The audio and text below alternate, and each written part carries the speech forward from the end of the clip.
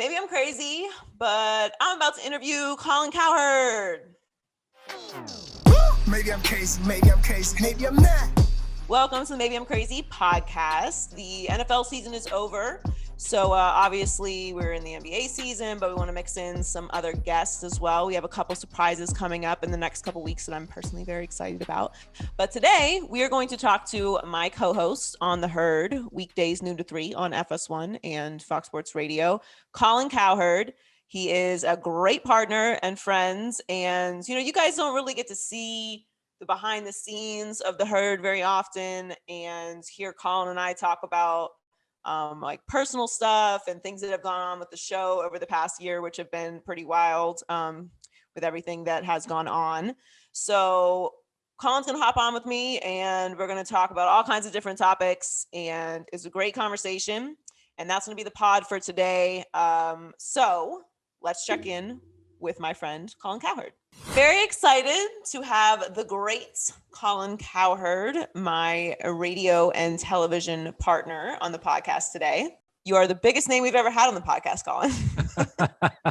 You've got to set higher standards. No, I'm very excited to have you on. We do a show that a lot of people ask me about, and I don't know that very many people get to see behind the curtain of the show. Although I think over the past year, with everything that we've dealt with COVID, we've kind of talked a little bit more about personal stuff and kind of letting people in a little bit more. But I always get asked three things about the show. One, why do you hate Baker so much? Why does Colin hate Baker? Two, what are you like? Like, a lot of people think that you're very serious all the time. And then the third thing is, how much work goes into the show? Like, how much prep do you do? What time do we wake up? All stuff like that. So the first thing to talk about is Baker Mayfield. I tell everyone the same thing. Colin doesn't hate anybody, and he certainly doesn't hate Baker. But why do you think Baker Mayfield and you has been such an electric conversation?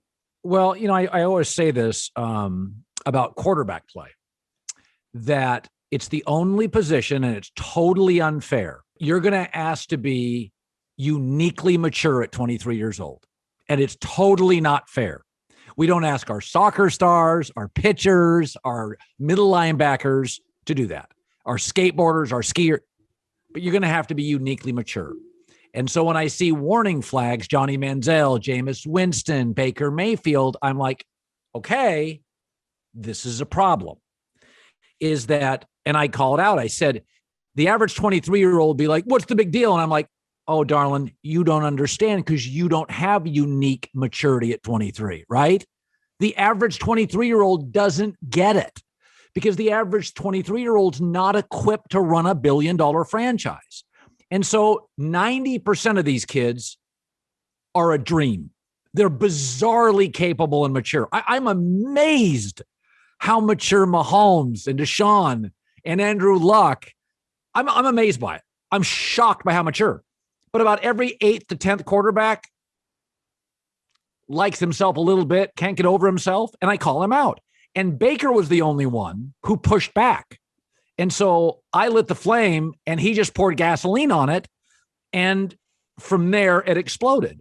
But whenever I get this, it's no big deal. I'm like, oh, you're not capable, either maturity or intellectually, of understanding this argument. Teams are, that's why they do these interviews. And the wonder, like I always said, the Wonderlic means nothing for anybody except quarterback. Like, it's the only one. And if you score too low, it tells me one of two things. One of which is you didn't study for it, because you couldn't study for it years ago. In the last 7 or 8 years, 10 years, you can study for it. So if your score is too low, you may not have cared enough to understand the gravity of it. So that's the first thing. I don't hate Baker. He had the immaturity issue, and he just went right at it, and he reacted to it, and it exploded. I love it. And I say this every time we talk about it on the show. I think people forget that Baker actually came on the show. He came to California, to Los Angeles, Century City, Fox Studios, and sat on our set and did an interview with us. He brought you a hoodie. He had his whole crew of people. So this idea that you hate him is just like silly, but I think it's great for the show. And I think Baker actually gets it. Oh, of course he gets it. He may not have understood it the first 2 or 3 times, but listen, he's got a brand. His brand is Rebel. It goes right into his wheelhouse. Baker's not dumb. I think he got a little caught off guard with it and initially didn't quite know what he got himself into. But I've said before, I brought Tio on the show. I've been critical of him. Richie Incognito. I've brought a lot of guys on that were mad at me. Baker's always welcome. I'm not one of these guys who rips you and then kisses you up. I told Richie Incognito, I'm going to go after you. You've done things that are appalling. I told T.O., come right back at me. I told Baker that. Come at me. I'm going to come at you. So I would love to have Baker back on. I would love to. So the second question is, Colin's serious all the time. Well, the first time I met you was at the Super Bowl in New York, and you couldn't have been nicer.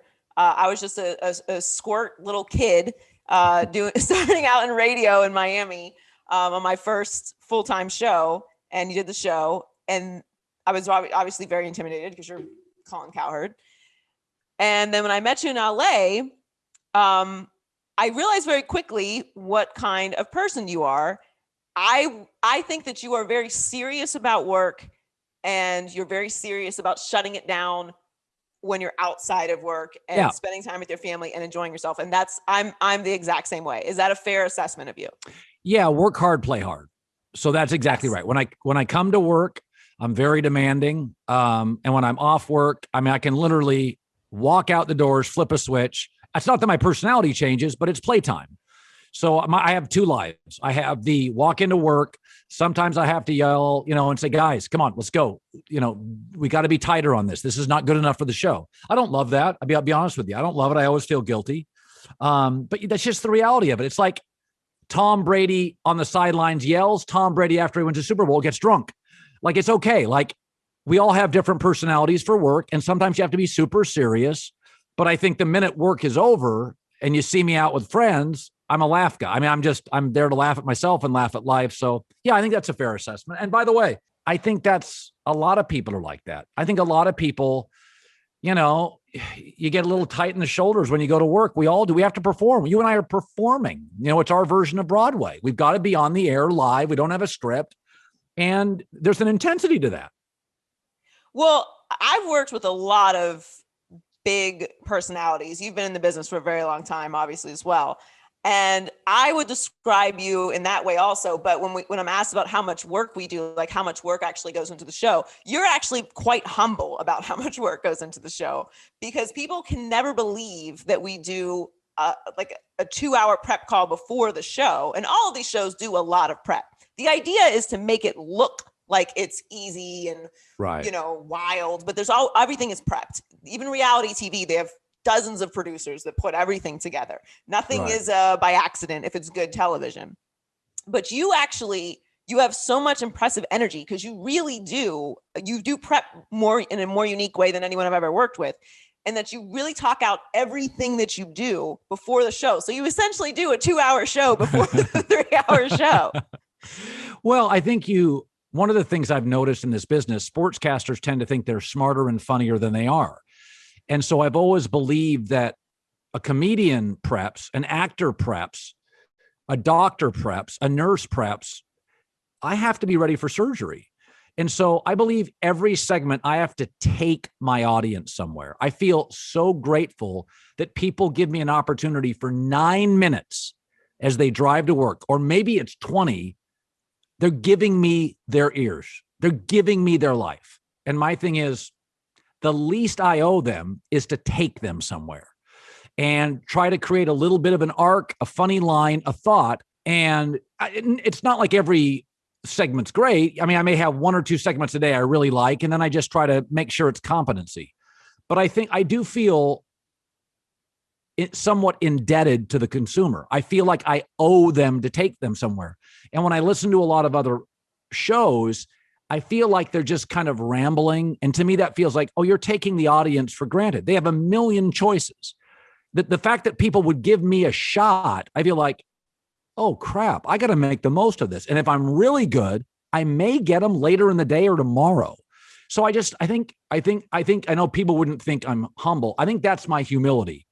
I feel indebted to the audience that they gave me their time, and I'm not going to disrespect it. We talked about this a little bit today. And so I said you were controversial, which is the wrong word. You are, because I don't think you're controversial actually at all, but you do have the ability to polarize people. So polarizing is probably a better word. Was there a time in your career where you felt that you said something or a part of something where people really misunderstood you? Yeah, I wish I could, there have been moments that I've said things, what I said about Sean Taylor, I relied, when he passed away, I relied on very powerful and noteworthy African-American voices. Michael Wilbon I listened to, if I recall, Stephen A. Smith. And I should have gone with my gut, and I should have been softer. I remember that was a really weird show, Joy. I was in Anaheim. I did the prep in my car in a parking garage for the whole show for about 20 minutes. It was a long story. We got delayed. We couldn't find where we were supposed to be.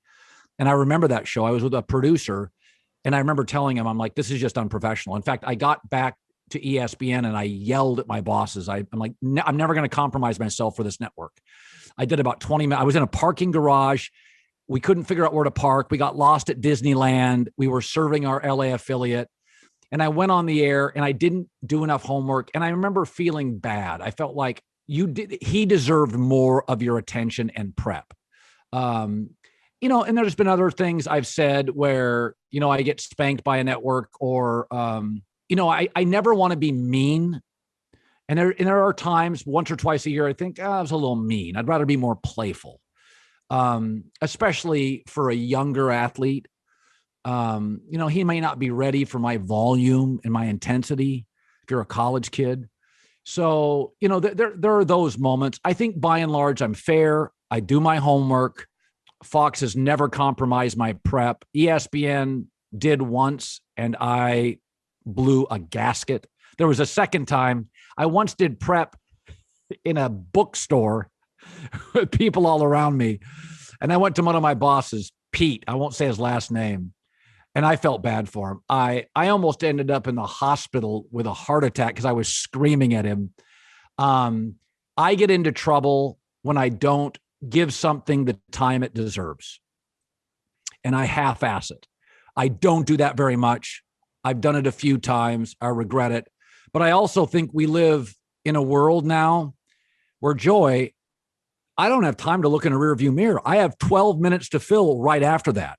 I don't get to admire my work. It's not like if you're like Joe Buck and you have a great World Series Game 7, you can go back and watch your game and you don't have to work for another couple of weeks. Like if I have a bad segment, I get 4.5-minute commercial break and then Entertain America with Joy Taylor. We're back on the air. So I don't spend a lot of time, almost none, worrying about my mistakes. I really think about, okay, years ago, I covered a coach named Mike Bellotti at Oregon. He had a great line. I've thought about this often.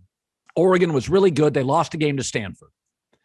And that was the only game they lost all year. And it was a really good team. And I remember after the game, he said, listen, I'm really disappointed, but we can't let Stanford beat us twice.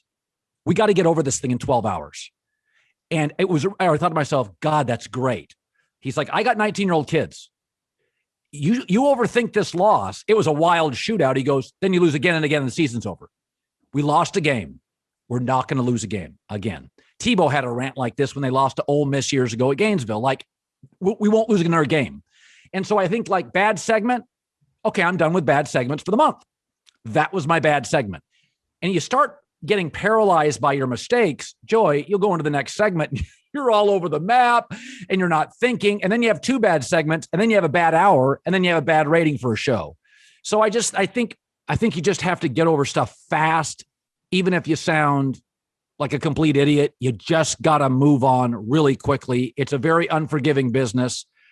And there's another paragraph to write and another inning to broadcast. Yeah. I mean, having known you for all the years I've known you now, and now having worked with you as much as we've worked together, and you and I work probably more together than most people in the business just because of the length of our show. Like most people don't do 3-hour shows, usually much shorter, the prep being shorter, at the time spent in the studio is shorter. So an unprepped segment or something like that would make more sense to me than anything else, because you spend so much time. I know how much time you spend and effort you spend and input you get on what it is that you say, which kind of leads me to a story I wanted to talk about.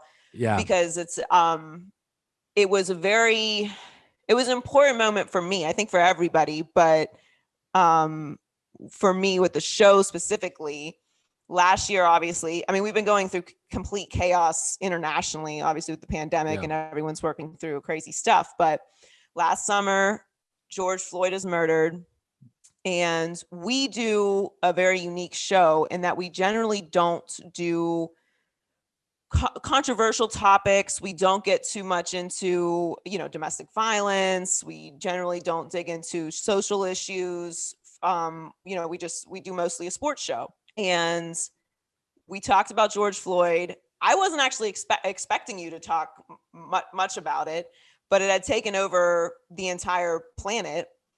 And we talked about it on the show. And I can't remember if I called you or if you called me.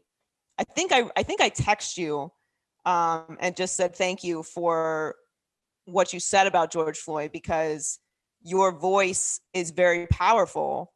And being that you are a white man, what you said was very influential to me to not only hear, not that I know that that's how you already felt, but, I think it's important for other people sometimes to hear what you think about those things, especially because, a lot of people feel how they feel about, the Sean Taylor comments.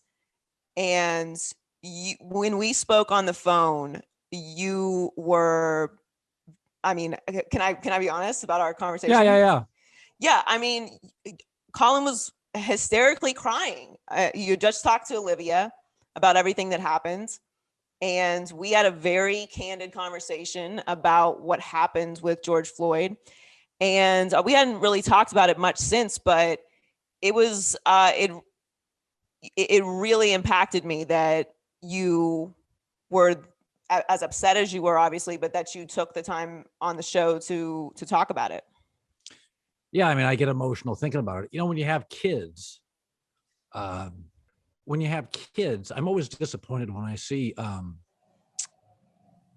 like adults, kids look up to adults, right? Like my kids are 13, 14 years old. So George Floyd, the Trump presidency, my kids looked up to me a lot. We talked about stuff every single day, and the George Floyd stuff. I don't understand politicizing death. I don't understand when little people look up to us, we have to be reasonable. And I thought big chunks of America weren't. I thought people stoked racial fires. I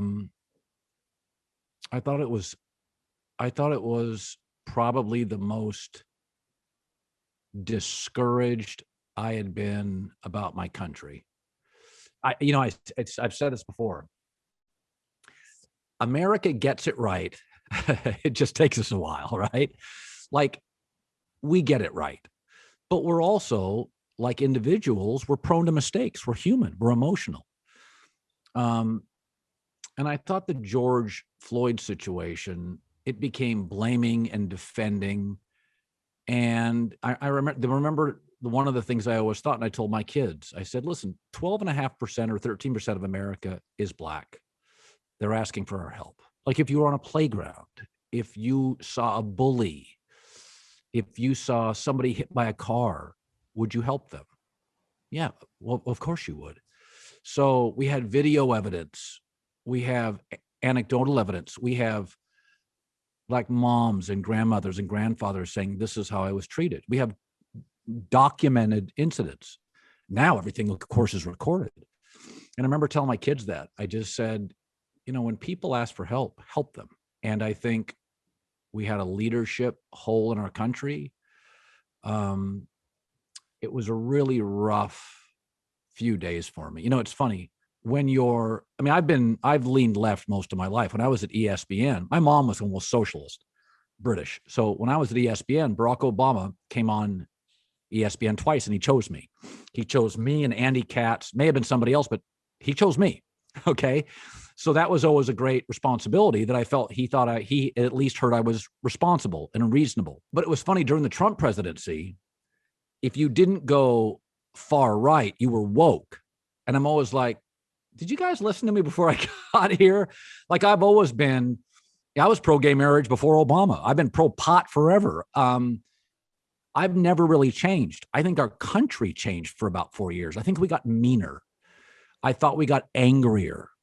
I think we got less empathetic. I think we got less curious. It was almost like it's a post-truth society. And not to be long-winded, but I think that phone call we had, and there was a 3 or 4 days in America, I thought we lost our compass. I thought we lost who we were. And fortunately, powerful voices, white, black, everyone, male, female, stood up. But it was the only time I can really remember being worried about our future. I would say the only other time, Joy, was 9/11. My daughter was 1. She was born on September 12th. She walked up to a TV set, 1 year and 1 day old. And she touched the TV as I watched 9/11. And she turned back to me and her mom on the couch. And I remember thinking, oh my God, I don't know if I want her in this world. This is the world she's going to live in. We're going to be attacked. I remember being sick to my stomach.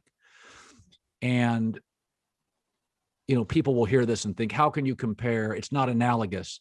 But to me, I had the same feeling. I was sick to my stomach by what I heard, what I saw from not just the White House, but from what I believe to be a country full of decent, reasonable human beings. Well, that was very impactful to me as a Black woman in this country. Obviously, those visuals and experiences were not foreign to me at all. But to have a conversation with you about it, and it was very vulnerable, and it made me be really proud to be on the show and to be working with you, because it was just an impactful moment for me on the show. And as I mentioned, obviously we had to do the show through a pandemic. You and I never had any time off. We just went straight through, not knowing what it was happening. And, we were in a unique situation, I think, again, because our show is so long. We had so much time to fill and had no sports. What was the most challenging part of doing the show during the pandemic? Obviously, we're back in studio now. We've been in for a while, but when we were at home and didn't know what was going to happen. Well, I thought we really handled it well, because we, in a weird way, we talk about, I'm a draft Nick, so I love the draft. So we went off the air TV like March or something, and I thought we were great up into the draft. Brady got traded. We broke the story. We had the draft, post-draft reaction, and I felt great. And then after that, it was a lot of crossing your fingers, right? And you just kind of find stories. And then I remember there was a day when players were pushing back, NBA players like Kyrie were pushing back on the NBA. And I'm like, okay, out of here with this stuff. We're going to have a season, Kyrie. Stop it. I don't want to hear this. There were about 2 or 3 days. I'm like, LeBron, put your Superman cape on. I'm tired of LeBron being behind the scenes. Save the league. There were 2 or 3 days I told you, I said, we're going to be in big trouble here.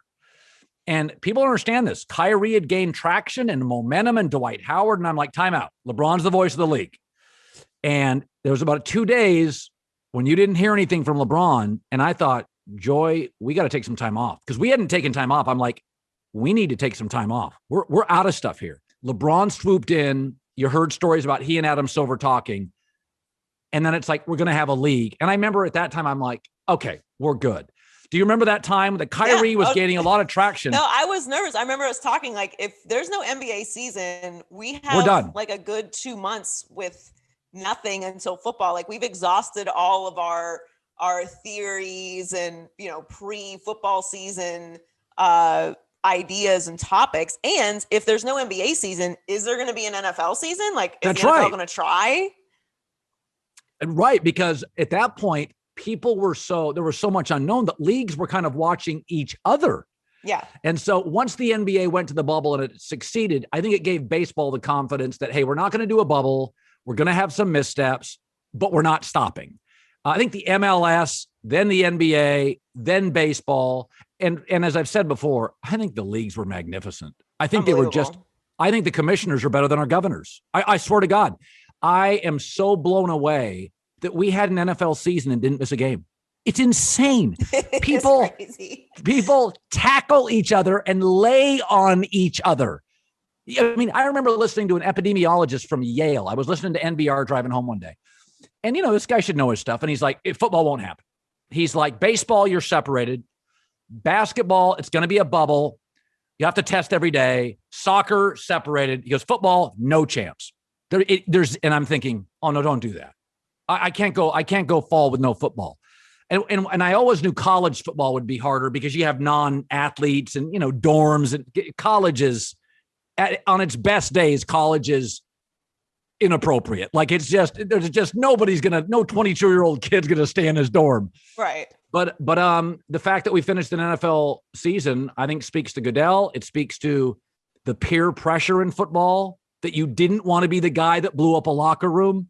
That's something I don't think anybody ever thought about. There's a peer pressure in professional sports because you weren't getting paid. You didn't get paid if you had games canceled, and you didn't want to be the guy that took away checks. Everyone's going to know if you're out being reckless that you're the guy, and even if it wasn't you, you didn't want to be the reckless guy that messed up the locker room. Thank God LeBron came in. Because, boy, there were Kyrie and Dwight Howard started chirping, and I'm like, time out. No, I was nervous too. I did not know I don't know where we would be right now if there hadn't been an NBA season, because they set the standard and did such an amazing job with it too, that it really set the tone for everyone else. Yeah. So a lot of people listening to this would want to see another side of you. What would you say makes you tick? Like when you see a story or you see something on the news or in a game, like what is it that makes turns you into Colin? Like, oh my God, I can't wait to talk about this tomorrow. Well, my mom used to say, I really like when you don't talk sports. And I always laugh at that and think, well, Mom, I mostly have to talk sports. But she said, when you talk about relationships and you'll just kind of wander off. You've always been doing this since you were a little boy. You'll just wander off and tell stories. She goes, I think that's fascinating. And at some level, I probably want to make my mom happy. So I've thought a lot about, I married Ann, who's not a sports fan. My mom wasn't a sports fan. My sister isn't. So I was surrounded by people that weren't fans of sports. And I just think when I watch sports, I'm looking for the interesting. Like, I don't want to break down plays because let's be honest, outside of occasional NFL games, Super Bowl playoffs, most people didn't watch the game I'm talking about. They didn't. If you go look at the rating of the Lakers-Wizards game last night, 700,000 people in America watched it. We have 330 million people. So I think you have to be careful about breaking down games. Now, obviously in the NFL, you can do that, the World Series. But bottom line is I'm always looking for interesting, an angle. I remember when Dak Prescott, early in his career, was on the sidelines and he threw a cup into a garbage can and it missed. And he went back, picked up the cup, and he threw it in the garbage. This. Yeah. I thought, that's all I need to know, is that he was so conscientious that and I thought to myself, that tells me that's how he studies. That's how he cleans his room. That's how he looks at the playbook. That's how he builds a game plan. He's conscientious. He is aware that everything matters. And that was the moment I was like, yeah, no, I get Dak now. I get him. He may not throw the ball like I'd love him to, but that kind of stuff, I think that social science or that kind of stuff fascinates me, is that, I remember watching Jay Cutler early in his career. And I watched how he would go stand on the sidelines and none of his teammates would stand around him. And I thought, oh no, that's a big problem. That's not what I want to see. He's a loner. Loners do not become great quarterbacks. So that's the stuff that interests me in sports. LeBron James talking about, I bring my lunch pail. I punch the clock. What LeBron is really doing is calling out all the other stars who are on minute restrictions. That's fascinating. That's the game beyond the game. And I think what separates our show is we're storytellers. You and I we just kind of tell stories for 3 hours. I think it's a very easy listen. And, if it's not that we don't break down games, but it's not our style. I don't think we're at our best. I think we're at our best when we're relating to people and we're talking about things that a woman could get into our car, not be a huge sports fan, and be like, oh, this is kind of interesting. Who doesn't want to talk about relationships? Or you give them a business analogy or a family analogy. Everybody can relate to that. And I think our job is, I don't talk a ton of politics. There are times Drew Brees, Kaepernick, George Floyd. There are times I believe I have a responsibility to. It's rare. It's twice a year. And then in those moments I do, but I always feel a responsibility to be relatable. Like we owe the audience. Let's not talk over their head. Let's not do that. Let's not be that kind of talk show host wears me out. We are of the people. We are of the community. Let's not talk above it. So the name of this podcast is Maybe I'm Crazy. And I know that you don't think I'm crazy because I'm the ultimate professional. No, honestly though, I try to be very low maintenance. I think I'm a low maintenance person. People that know me intimately probably would disagree with that. But I do, when it comes to work, I want to be on time. I want to elevate everyone that I work with whatever I do. And so I hide all my insanity from you. But is there anything that I've ever done that you're like, okay, Joy is a little bit loopy? No, I think you're a Black woman and have a different life, and you have a sensibility that I need to be aware of. You lived a different life than I've lived. And so that was part of our building process. That was part of our relationship. Not just our gender differences, but how we grew up. You grew up with very religious parents. I went to church once. You had a star brother, a football player. I think you were the youngest. You have a lot of things. I feel like it takes about a year to learn a little bit who people are. So I don't think you're crazy. There are places I'm really sensitive, you're not. There are times You've been sensitive and I'm not. I think it's my responsibility to make sure that you feel challenged but comfortable. I'm going to challenge you. When I first met you, I don't know if you remember this. I said, hey, don't come on here and be weak. I want your opinions. I do remember it. I do remember it because the way that the segment was kind of set up before, for whatever reason, it was kind of asking you, like it would be tee up and then ask you your opinion right away. So we kind of immediately switched it around after that conversation, and now we kind of balance it out, depending on how it goes. But you gave me the space right away, immediately. I think it was after maybe our first show together, because I had done the show with you a bunch, filling in, but our first official week, you had that conversation with me, and I think it opened the whole show up. Yeah, I just said, I want your opinions. Do not worry about how they land with me. I said, sometimes I'll be in a hurry in this segment if there's commercial reads or whatever, but I said, I want to hear your opinion. I don't want you to, be concerned how it lands for me. And I think that's the position. I think that makes the show better. We agree mostly on everything. I like flopping more than you in the NBA, but we mostly agree. I think we have the same sort of Capricorn sensibility.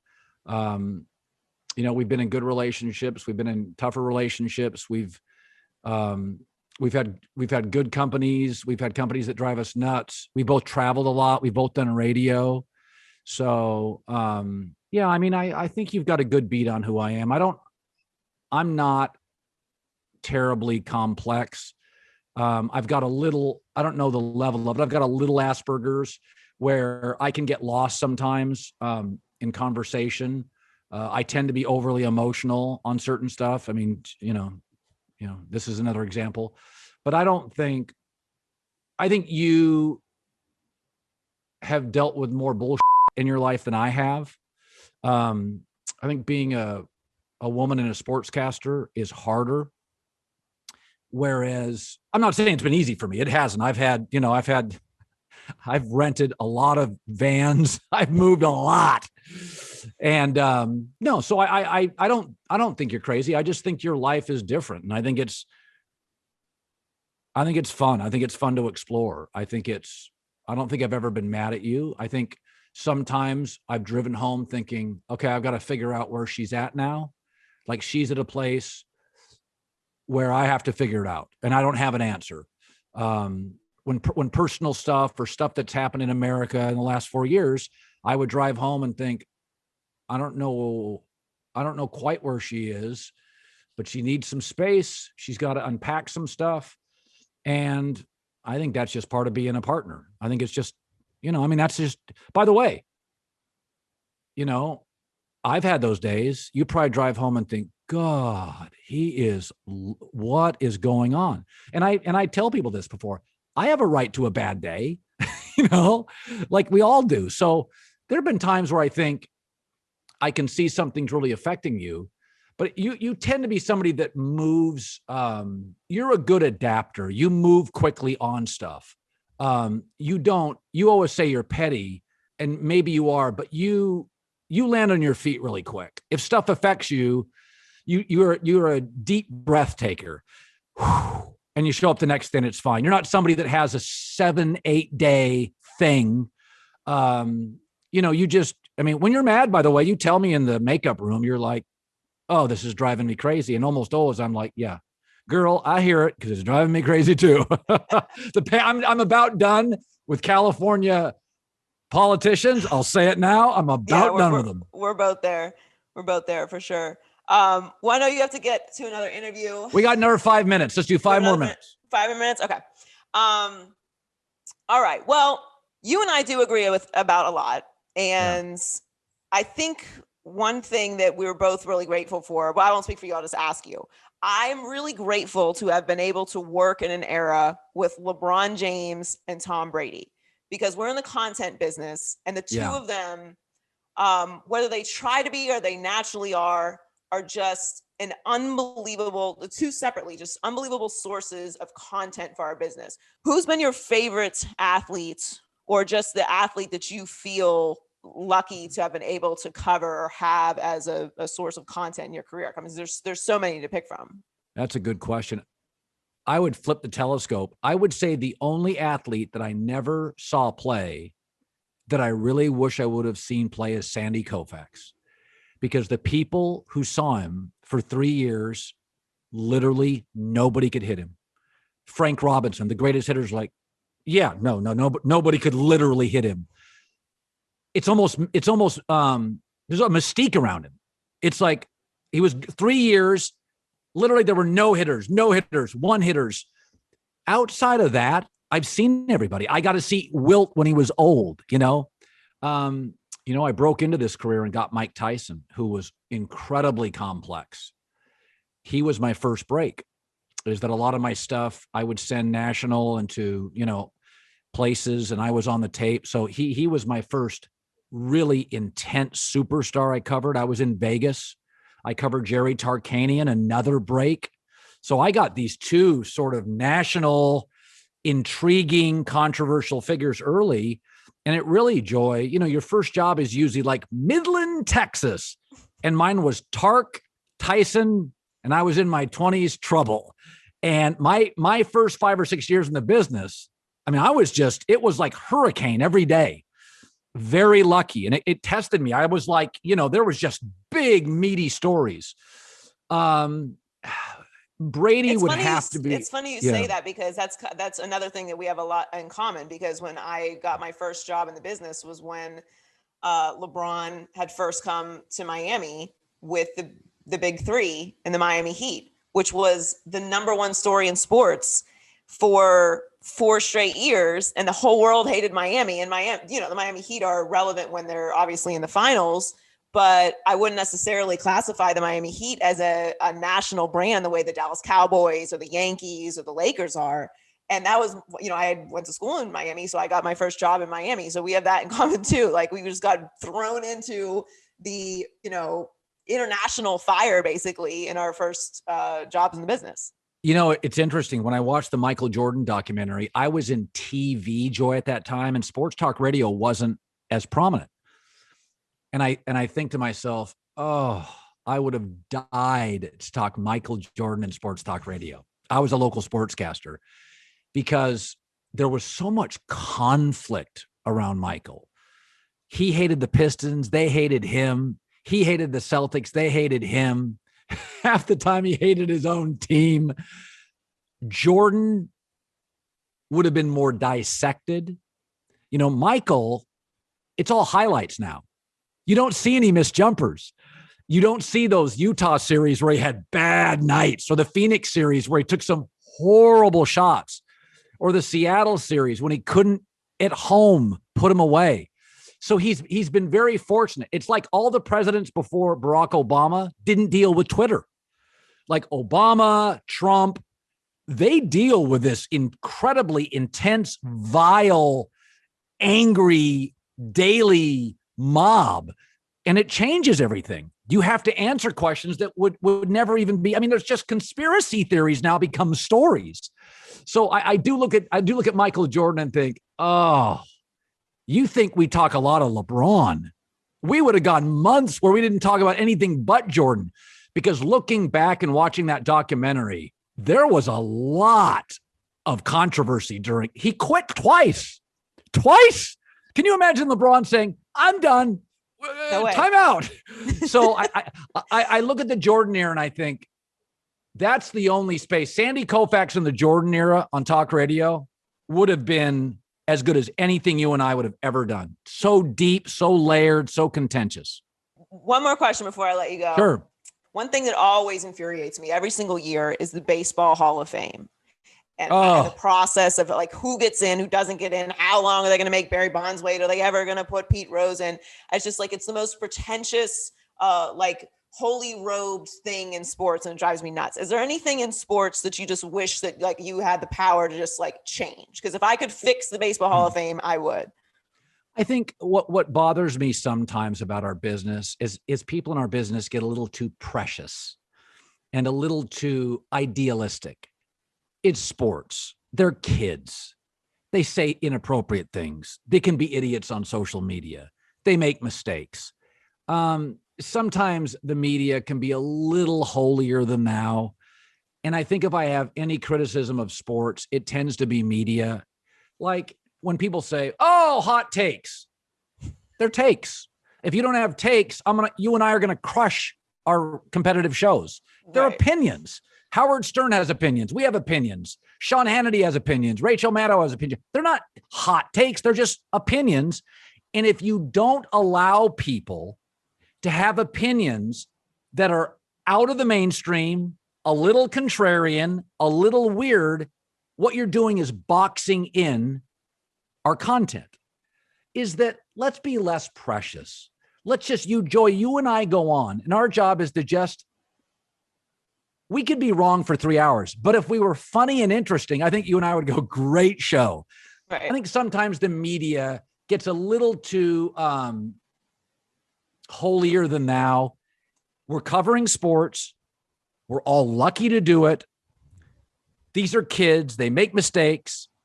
Have any opinion as long as it's not, a vile or derogatory.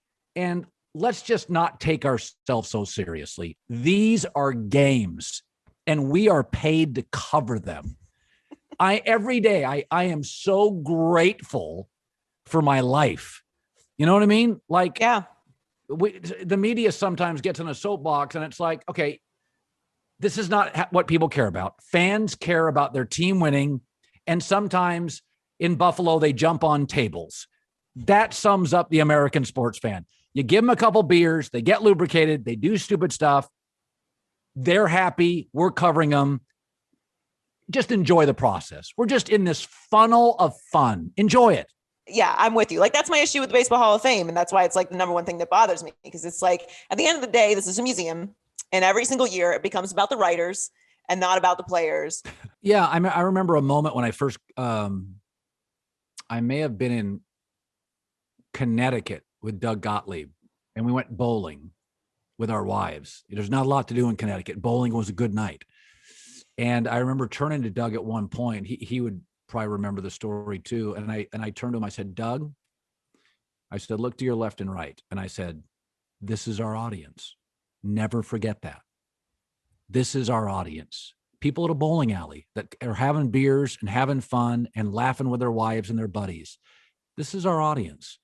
And when the media starts talking above them, I wince. Like, just make it fun. I mean, God, you get into a car, people work hard. Okay. They work hard. They get into a car, make them think or make them laugh. Sometimes make them cringe, make them something. They're putting in the time. We owe them 5, 7, 8, 12 minutes of interesting.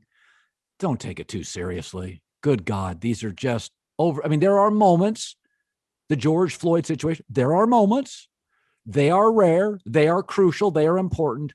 But boy, 28 out of 30 days in the month, it's silly. It's fun town. It's the silly store. We're talking about a basketball game where somebody got a technical for screaming at a ref, and LeBron flopped. And like, let's remember what we do and where we are. Well, I enjoy doing the show with you every day.